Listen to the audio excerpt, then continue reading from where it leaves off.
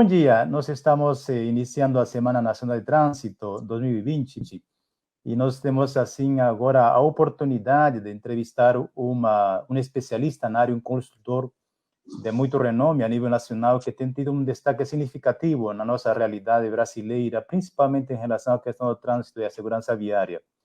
J. Pedro Correa nos acompanha esta manhã, e ele é um consultor em programas de segurança no trânsito, é jornalista, trabalha em relações públicas, consultor em comunicação empresarial, criou em 1987 o programa Volvo de Segurança no Trânsito e até hoje atua como consultor, é palestrante profissional com participação em cerca de 400 eventos no Brasil e no exterior.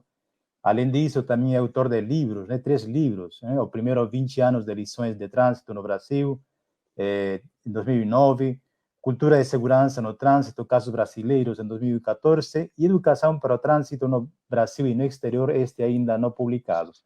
Eu tive a oportunidade de conhecer a J. Pedro já faz 2, 3 anos atrás, por ocasião de sua vinda aqui a Brasília, e também na parceria que o CEFTRU estava trabalhando com o DETRAN, e o Tiago Moreira, que nos teve essa oportunidade de conhecê-lo, e realmente a partir dessa data meu aprendizado nessa área foi significativo, e minha admiração também pelo J. Pedro, né? Tudo que ele vem trabalhando, venho acompanhando nas redes sociais, comentários que ele tem em relação a essa nossa realidade. E agora que estamos entrando na Semana Nacional de Trânsito, é muito importante poder contar com a presença dele. Dou as boas-vindas, né? O nosso grupo Comportamento em Transportes e Novas Tecnologias está abrindo esse espaço. O programa de pós-graduação em Transportes também está trabalhando nesse espaço. O CEFTRU, que já o J. Pedro conheceu, esteve lá conosco. E a Universidade de Brasília, né? A Universidade de Brasília como um centro onde justamente essas temáticas são muito importantes até para a formação dos nossos alunos, para a pesquisa e poder nos ligar à realidade da nossa sociedade. Então, J. Pedro, seja bem-vindo. Né, as suas palavras iniciais. Muito obrigado por ter aceito essa oportunidade de estarmos aqui esta manhã.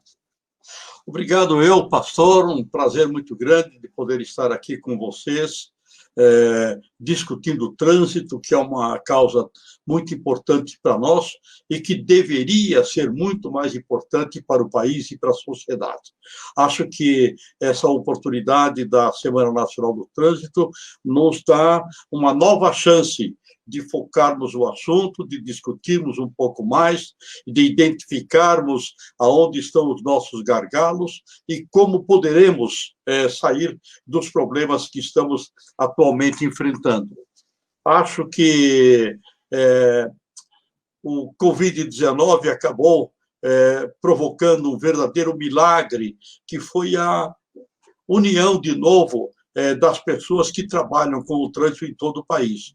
O número de lives, o número de encontros que temos tido realmente é muito grande, e eu acho que o grande beneficiário disso é a própria sociedade, que não tinha tanta informação e que passa a ver com novos olhos agora.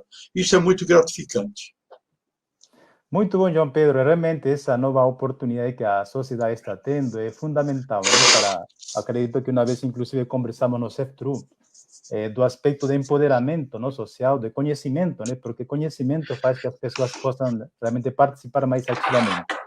E voltando ao nosso tema número 1 dessa manhã, dessa live, queria colocar, João Pedro, um assunto muito importante que você também relatou e que o que nos leva a essa manhã, a esse instante de poder ter esse diálogo. A Semana Nacional de Trânsito, qual o significado? Porque em si, podemos celebrar a semana, mas o que está por trás da semana? O que você compreende na sua experiência ao longo dos anos, né? Você é consultor há muitos anos no Brasil, tem criado vários projetos, tem dado consultoria, tem trabalhado muito assiduamente nesse aspecto. O que você vê em si da Semana de Trânsito? Ela traz realmente resultados? Ela impacta na comunidade? Ela pode ser um momento de reflexão somente, um momento em que se definem novos rumos, ou um momento em que se avalia o que já se passou? Como você vê a Semana de Trânsito? Olha, eu acho, pastor, que um país que precisa de uma Semana Nacional de Trânsito para focalizar bem o tema, significa um país que não dá a maior importância a esse tema. Porque, de verdade, o trânsito deveria ser o tema 52 semanas por ano, e não apenas de 18 a 25 de setembro. De qualquer maneira, temos que considerar que é importante ter a semana, melhor não tê-la do que não tê-la, claro. É importante porque sempre conseguimos recuperar algumas almas perdidas que estavam um pouco mais longe. É sempre uma oportunidade de envolver as autoridades e as lideranças nacionais de todas as áreas, e não falo só das áreas políticas, mas das lideranças sociais, empresariais e mesmo religiosas, de formas que eu acho que, quando você começa a fazer um barulho maior e põe realmente o tema segurança no trânsito na agenda, eu acho que isso traz um benefício muito grande para o país e para a própria sociedade. Infelizmente, como nós temos tido bastante, vamos ter mesmo uma mobilização bastante grande da sociedade pelo número de lives, pelo número de encontros que eu estou vendo organizando-se pelo Brasil afora, certamente haverá uma contribuição importante naquilo que nós chamamos de consolidação da cultura de segurança de trânsito de um país. Por isso que eu entendo que realmente é uma boa oportunidade e, quiçá, nós pudéssemos ter uma continuação dessa Semana do Trânsito durante o ano todo. Realmente, Pedro, você colocou muito bem. Podemos interiorizar esse nosso discurso, né, ao longo de todo o ano, porque essa nossa prática de somente uma semana, tudo bem, eu acho que está muito bem como está sendo trabalhado, as ações que o Estado vem desenvolvendo, que cada uma das instituições está participando. Mas precisamos também prever de que o ano não é somente uma semana, são muitas semanas, e nós precisamos não descer no nível, né, de chamar a atenção à população, né? Falar das muitas abordagens que tem o trânsito.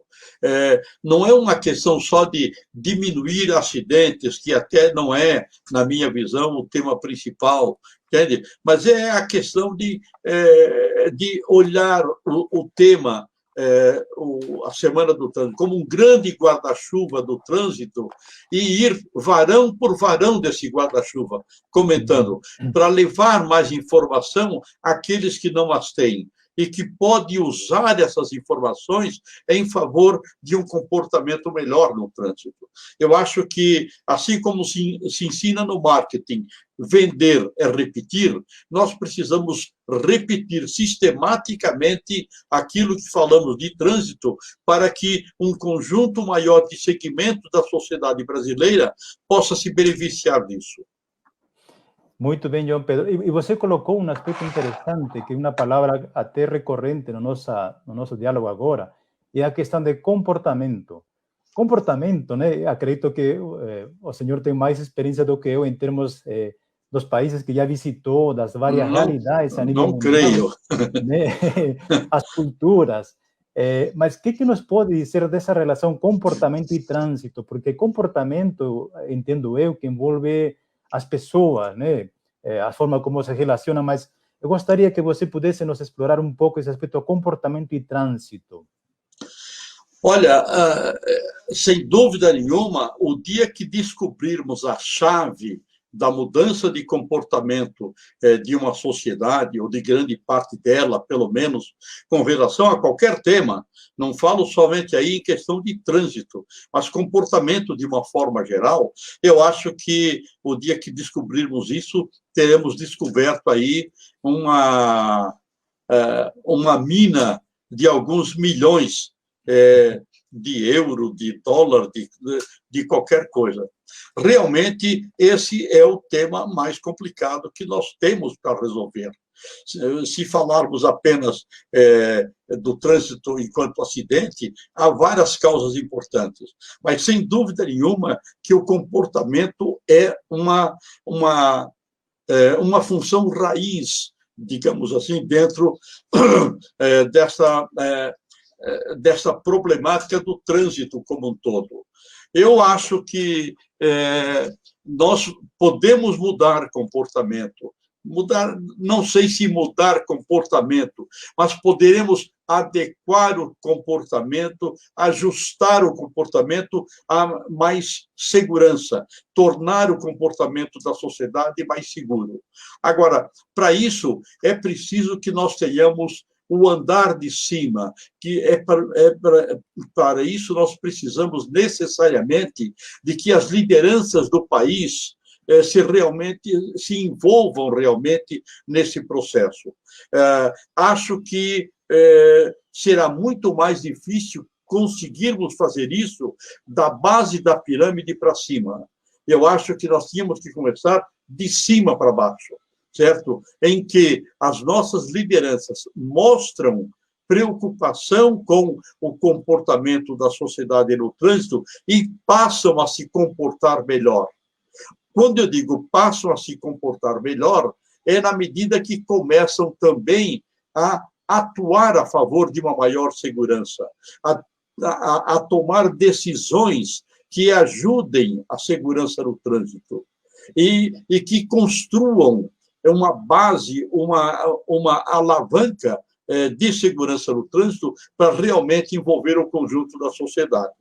O que eu tenho visto realmente agora, durante a pandemia, é que a sociedade é muito resistente a comportamento. E isso não é uma característica da sociedade brasileira, é da sociedade mundial. Você vejam os bares no Rio de Janeiro, no Brasil, de uma forma geral, estão cheios, as praias estão lotadas, as aglomerações são frequentes, e, no entanto, todos sabemos que isso é perigoso, que isso não é recomendável. Então, diríamos, o brasileiro realmente é difícil. Mas o inglês também o americano também o europeu, de uma forma geral, também o sul-americano também De verdade, então, nós estamos diante de um fenômeno mundial, e por isso eu falei que aquele que descobrir a chave terá realmente descoberto uma verdadeira mina, porque realmente isso seria de extraordinária importância. Então, eu tenho a sensação de que, em relação a comportamento, eu fico um pouco em dúvida se estamos fazendo o trabalho certo. A sensação clara que eu tenho é que a pirâmide que deve cuidar do comportamento e que tem na base a sociedade brasileira, certo? A parte de cima dessa pirâmide não está fazendo os deveres de casa. E, por isso, a parte de baixo não tem mais informação, não se compromete, não simpatiza com a causa, porque a causa constrange, restringe, em vez de liberar, embora informe. Então, é um ponto realmente extremamente complexo, extremamente difícil e de solução realmente complicada, na medida em que nós olhamos o comportamento das nossas autoridades, das nossas lideranças, e não vemos aí uma motivação maior para agir em favor da segurança. E é interessante aquilo que você coloca em relação à questão da pirâmide, né? Porque eu vejo muito na minha experiência como pai, né? Eu sou um pai já com idade avançada, minhas crianças são pequenininhas, né? E qualquer coisa que eu faça em si, meus filhos vão fazer. E ainda eles vão relatar o que eu faço, né? Eu fiz porque você fez, pai. Então, essa relação da pirâmide você é o espelho. Né? É o espelho. E isso que você relatou aqui, que é realmente muito interessante, muito importante na formação das pessoas, porque comportamento nos envolve em todas as áreas da vida, claro. Né? Não é somente no trânsito, é no dia a dia. E tem um aspecto interessante que ainda dentro do comportamento, parece que houve alguma mudança em relação à questão do que era antes, aquilo que hoje se vê principalmente nas camadas mais jovens, né? Eu acho que de alguma forma, não sei, um aspecto que eu lanço, esse acesso às novas tecnologias terminou dando um lugar a um outro tipo de comportamento que às vezes se despreocupa mesmo pelo fato, mesmo sabendo que existe risco, ele participa desse tipo de práticas. Então, você acha que as novas tecnologias, de certa forma, trouxeram outro tipo de comportamento diferenciado àquilo que nós tínhamos antes? Olha, eu eu não culparia a tecnologia, porque a mesma tecnologia que conduz o jovem a se comportar como você está descrevendo, a mesma tecnologia poderia ser utilizada para fazer com que o jovem se comportasse de outra forma. De volta, faltou, na minha visão, liderança, faltou, digamos, capacidade de manobra, ou da nossa parte, ou da parte das lideranças, da parte de quem comanda o país e a sociedade. Então, de verdade, nós temos o fator tecnológico como influindo e bastante no comportamento. Mas eu diria que a mesma arma que serve para matar pode servir para defender também. De formas que eu acho que é uma questão de como nós estamos utilizando os benefícios da tecnologia. Ou, provavelmente, nesse caso, como não estamos utilizando os benefícios da tecnologia. João Pedro, outro aspecto que você colocou aqui, J. Pedro, perdão, aqui é a questão da pandemia. Nós tínhamos, por exemplo, né, nas cidades, já tem no planejamento urbano, no planejamento em si, em geral, se achava que a imobilidade, o fato de não se movimentar, não poderia ser considerado para planejar. Mas durante a pandemia nós vimos que a imobilidade, ela gera mobilidade, gera outro tipo de relacionamentos e termina afetando todo o convívio social.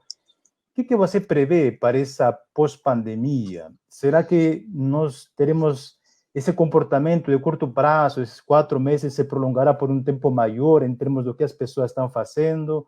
Ou as pessoas sairão com mais intenção para se encontrarem? De que forma isso afeta na questão do trânsito? De verdade, nós temos falado muito nesse pós-pandemia, nesse novo normal, nessa nova visão do trânsito.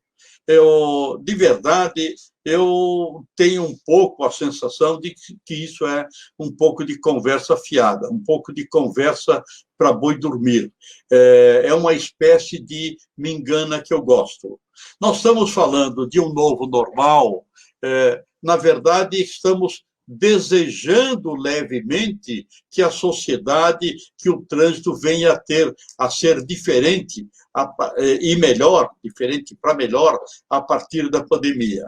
Mas é o tal negócio, se não fizermos o dever de casa, como é que nós vamos passar com 9 na prova?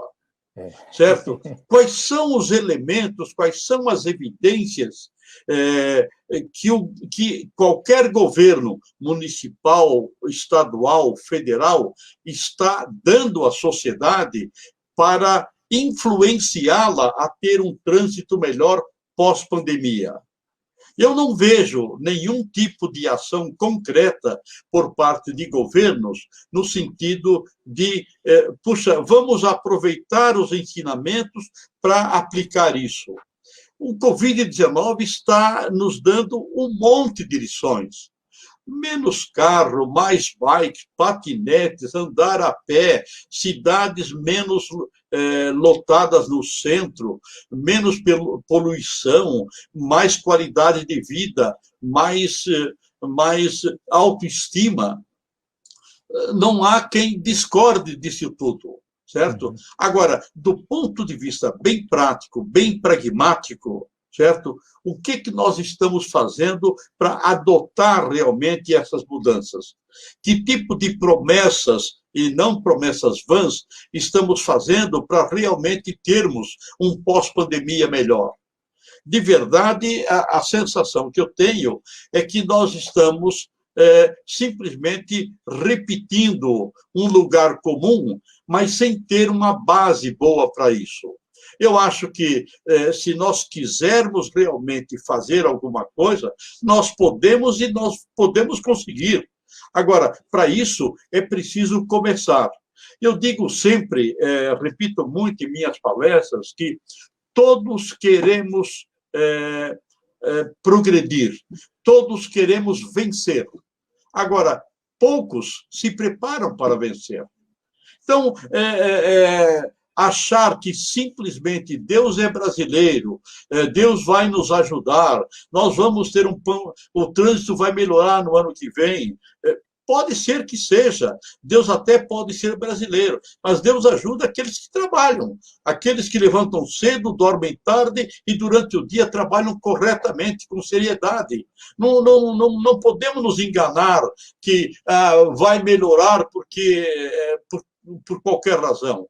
Certo? Eu acho que nós temos que colocar muito de realismo em cima disso, em cima dessa constatação, e provocar a sociedade a mudar. Agora, para provocar a sociedade a mudar, nós precisamos provocar as lideranças a que comandem a sociedade para mudar. Eu digo sempre que sociedade é um rebanho. Um rebanho pode ser de qualquer tipo de animal, ovelha, por exemplo. Ela precisa do quê? De um bom pastor, que não é você, certo? Que é para indicar aonde estão as boas pastagens. Um bom pastor que indica qual é a boa pastagem vai ter um rebanho certamente melhor, com mais qualidade. Agora, se ele não for atento, se ele não estiver realmente preocupado na busca, na identificação das boas pastagens, é o rebanho que vai sofrer.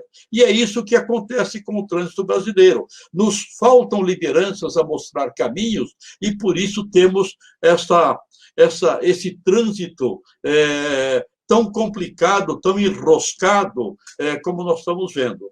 Então, esperar um trânsito melhor nada mais é do que uma vontade passageira, mas que não tem, infelizmente, uma base, uma sustentação, uma evidência maior. Como você bem colocou, suporte para isso, né? E é interessante a sua simplificação. O bom pastor dá a vida pelas ovelhas, né? Então, nossos dirigentes, nossos representantes, eles têm que dar a vida pela sociedade.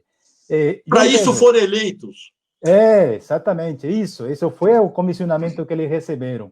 E outra, Pedro, você colocou coisas muito interessantes nessa sua fala, em relação àquilo que realmente vivermos a realidade e aquilo que nós gostaríamos que seja a realidade. Isso. Mas entre aquilo que nós gostaríamos está o intervalo de trabalhar, de fazer, de participar, de se envolver. E nesse sentido, o nosso grupo de comportamento em transportes e novas tecnologias está voltando a fazer a isso, né? Com o surgimento das novas formas de comunicação, nós queremos trabalhar, nós queremos nos aproximar mais dos especialistas como você, como o senhor, que tem trabalhado tanto e que tem tanto a nos colocar, a nos comentar, a nos ensinar. E, bom... Não creio que esteja ensinando alguém, não creio que esteja dizendo alguma coisa realmente novíssima, certo? Todos nós sabemos disso o tempo todo. Talvez não estejamos tendo, talvez, a coragem de botar um espelho bem na nossa cara e perguntar para ele onde é que estão os culpados. É isso que talvez esteja faltando. Esteja faltando. E outra, Pedro, um aspecto agora, já para podermos dar o fechamento à nossa live dessa semana do trânsito, eu gostaria que você pudesse nos... assim, no seu entendimento, Brasil, trânsito, o que devemos esperar? Brasil, nessa perspectiva, né, já estamos próximos de um processo eleitoral, estamos praticamente na metade de um período do mandato do nosso governo, temos uma série de dificuldades econômicas que o país está vivenciando, mas o J. Pedro, que tem já essa experiência, o que nos pode dizer assim, para aquilo que a população que nos ouve, os alunos que nos estão escutando, sintam-se com uma visão daquilo que pode ser construído? Olha, pastor, eu acho que, olhando o andar da carruagem hoje pelo país, olhando assim no cenário nacional, eu diria que é realmente complicado esperar que o trânsito venha a ter uma melhora imediata, na medida que a alta cúpula da pirâmide do governo brasileiro é, de certa forma, contra o trânsito. As medidas que tem tomado, certo, são realmente medidas que vão no contrafluxo do trânsito, que vão na contramão do trânsito. Então, esperar que esse tipo de atuação, de administração, de gerenciamento, vá melhorar o trânsito, é realmente torcer pelo impossível. Agora, eu acho que mudar o trânsito brasileiro eu diria que talvez, ridiculamente fácil. A hora que nós tivermos alguém que sente na cadeira principal da República e que diga, vamos melhorar o trânsito, quem é que pode melhorar?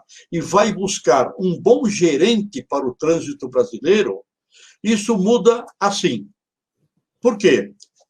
Nós sabemos o que precisa ser feito? Sabemos. Nós temos gente suficiente para fazer um trabalho bem feito? Temos. Nós temos recursos para desenvolver um grande programa de renovação do trânsito brasileiro? Temos. E se não tivermos, há recursos internacionais aos montes, aos quais nós podemos ter acesso. Então, tudo que nos falta é coragem, vontade política de agir. Na hora que alguém lá em cima disser vamos mudar, eu não tenho dúvida nenhuma de que vamos. Agora, o que nós temos visto, essas últimas medidas que nós temos visto e que vão ser aprovadas talvez dentro de uma semana ou duas no Congresso Nacional, elas agem no sentido de afrouxar as medidas, as leis de trânsito. Ora, o que o mundo desenvolvido está nos ensinando é que, para você melhorar o trânsito, você precisa apertar os mecanismos de controle. Você precisa coagir a sociedade a agir melhor, no sentido de que ela possa sobreviver. É assim que está funcionando por aí afora. Então, inverter esta chave, fazer com que a sociedade passe a compreender essas coisas, eu simplesmente acho que isso é uma coisa de extrema facilidade, na medida que nós tenhamos um comando realmente comprometido a melhorar a segurança no trânsito. Acho que o país pode melhorar, mas acho que nós precisamos ter um comando mais disposto a realmente mudar, a realmente fazer desse trânsito algo compatível com o tamanho da economia do país, com o tamanho do desenvolvimento do país e com o tamanho da ambição da sociedade brasileira de ser realmente uma sociedade mais justa, mais igualitária e efetivamente mais humana no trânsito também. Eu vejo perspectivas, mas acho que nós precisamos mudar essa chave lá em cima. Jota Pedro, muito obrigado. Houve uma certa intervalo que aqui caiu para mim, mas vamos saber como que fica no final. Mas, Jota Pedro, muito obrigado pela sua aceitação para estar esta manhã comentando nos temas tão importantes. E esperamos que não seja a única oportunidade, que possamos conversar mais a respeito do tema. E estou com curiosidade, inclusive, do seu terceiro livro, né? Que fala a respeito de educação para o trânsito no Brasil e no exterior. Um tema muito importante que pode ser trabalhado, inclusive, se houver oportunidade posteriormente, né? Nos relatar um pouco a respeito desse aspecto de educação no trânsito. Estou à sua disposição, estou às ordens para, quando precisar, vocês têm as... Falhou, né, pastor? Está um pouquinho caindo. Mas vamos a ver sobre essa questão da educação no trânsito, né? Que eu acho que é um tema muito importante e como... Sem dúvida. Sem dúvida, eu fico à disposição, é sempre um prazer contribuir com aqueles que querem realmente melhorar a cultura de segurança no trânsito do país. Acho que nós temos boas chances de fazer o nosso trabalho, ainda que dependamos muito do que o andar de cima pode fazer, mas eu acho que o que nós não podemos é desistir. Realmente, eu acho que isso é fundamental para melhorar a qualidade de vida no trânsito da sociedade brasileira. Muito obrigado pela oportunidade, um abraço a todos. Muito obrigado, Jota Pedro. Um abraço e nos vemos numa próxima oportunidade. Valeu, obrigado. Pessoal, muito obrigado por terem assistido essa live. Estaremos à disposição para qualquer dúvida. E agradecemos muito por vocês terem participado e que tenham uma boa semana do trânsito e que aquilo que foi comentado aqui possa servir de alguma outra maneira para podermos ter um trânsito seguro, um trânsito confortável e com a participação social. Muito obrigado.